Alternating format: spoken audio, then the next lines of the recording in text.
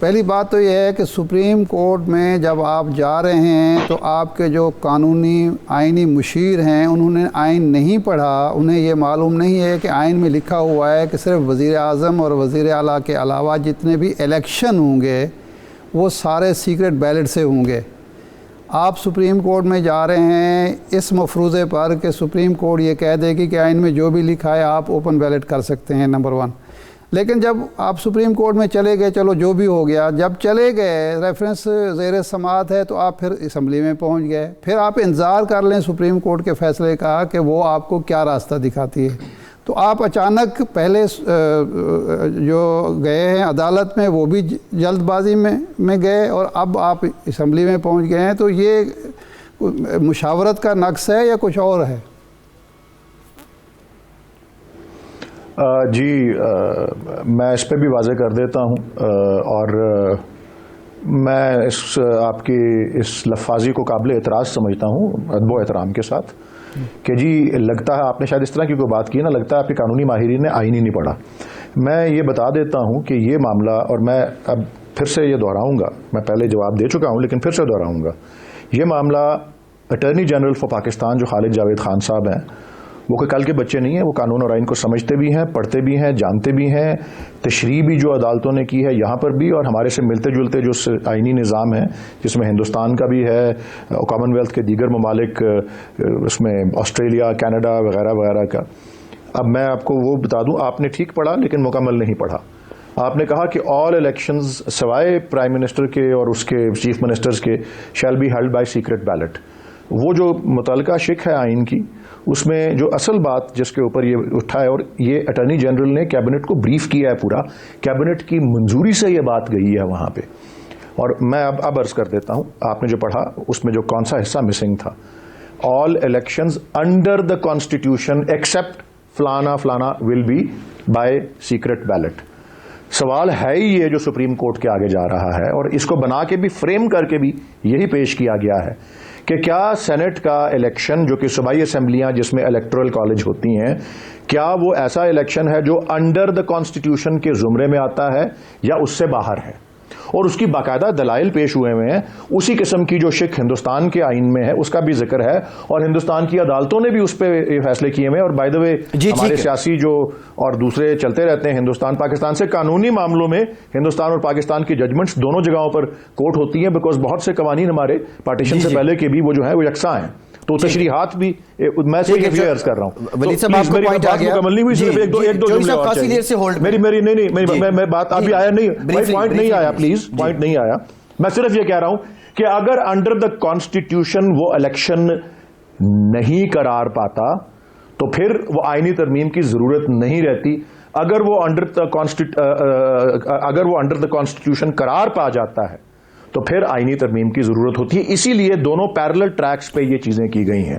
اجلت میں ہے یا نہیں ہے وہ تو ایک رائے کی بات ہے، یہ صرف میں عرض کر رہا ہوں۔ تو الیکشن اگر وہ انڈر دا کانسٹیٹیوشن نہیں ہوگا تو الیکشن ایکٹ میں ترمیم آرڈیننس کے ذریعے کر کے اس کو اوپن بیلٹ کر دیا جائے گا، یہ اس کا آؤٹ کم ہے۔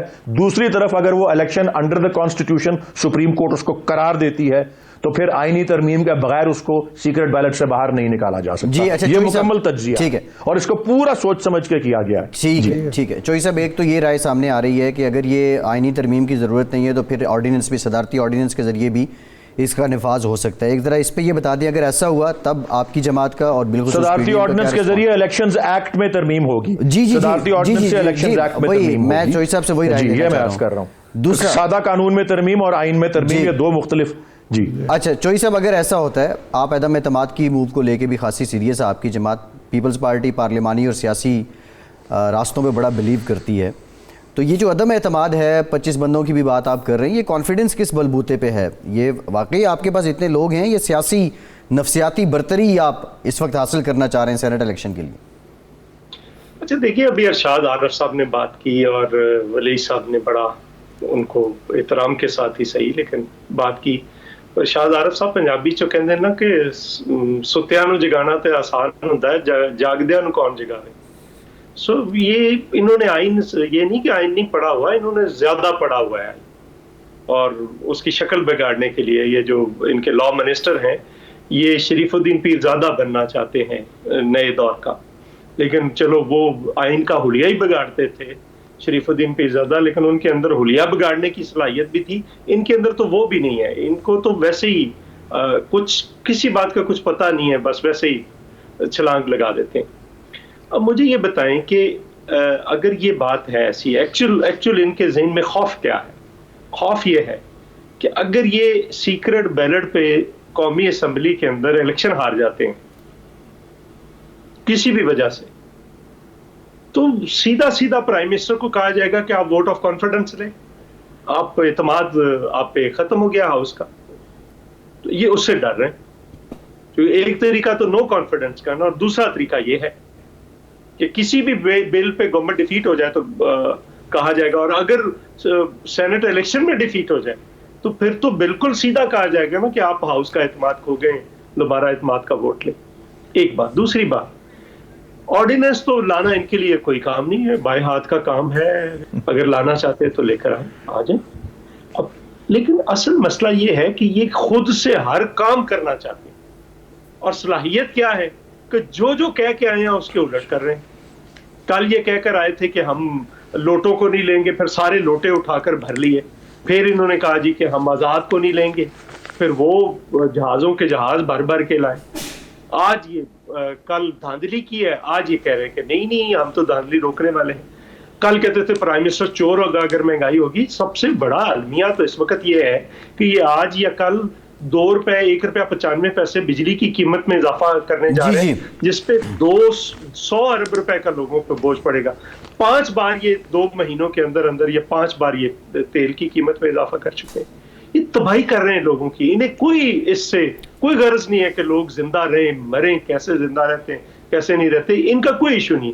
ان کو صرف میڈیا پہ ڈیبیٹ جیتنی ہوتی ہے. وہ اس میں تحریک عدم اعتماد والا پوائنٹ صاحب تو ان لوگوں میں جو بدتمیزی نہیں کرتے, اس کے لیے بدتمیزی کرنی پڑے, گالیاں دینی پڑے, جو کچھ کرنا پڑے, وہ میڈیا کے اندر انہوں نے ڈیبیٹ جیتی. سر تحریک عدم اعتماد بریفلی بتا دیں, اب کیا نون لیگ مولانا مان گئے اس بات پہ, اور یہ آپ صرف ایک موو کرنا چاہ رہے ہیں؟ جی نہیں, دیکھیں یہ پیپلز پارٹی کا خیال ہے. میں آپ کو ایک بڑی واضح بات بتاؤں. ہم چاہتے ہیں کہ ہم ایک آئینی طریقوں سے اس حکومت کو ہٹایا جا سکتا ہے. اور دیکھیں پرویز لائی صاحب نے اسپیکر کی کرسی پہ بیٹھ کر کہا کہ یہ پنجاب میں اس وقت ڈاکو راج ہے. کل جن کو یہ ڈاکو کہہ رہے تھے وہ ان کو کہہ رہے ہیں کہ ڈاکو راج ہے اس وقت. اور خالد مقبول صدیقی صاحب نے کہا کہ مجھے تو یہ نہیں پتا کہ ہم اس حکومت میں کیوں ہیں. یہ ڈس سیٹسفیکشن ہے اس حکومت کے اوپر. اور باپ پارٹی اس کے اندر بھی بہت سارا ایشو ہے. مجھے کئی ایم این ایز ملے ہیں, میں کوئی لاسٹ ویک اسلام آباد میں تھا, جو پی ٹی آئی کے بیک بینچرز, وہ ناک آئے ہوئے, وہ کہتے ہیں جی کیا لینے جائیں اپنے حلقوں میں, جی ٹھیک ہے گالیاں دیتے ہیں. یہ ایک قسم کا ہمارے جو ایک طریقہ کار ہے, ہم نے پی ڈی ایم کے سامنے رکھیں گے. ہم اکیلے کر بھی نہیں سکتے, ہم جلسہ کر سکتے ہیں, جلوس اکیلے کر سکتے ہیں, لیکن عدم اعتماد تو ساری پارٹیاں مل کر کریں گی. اس کے لیے میرا خیال ہے آنے والے دنوں میں ایٹماسفیئر ایسا پیدا ہو جائے گا کہ خود ہی باقی پارٹیاں کہیں گی کہ لے کر آئیں ان کے خلافت میں.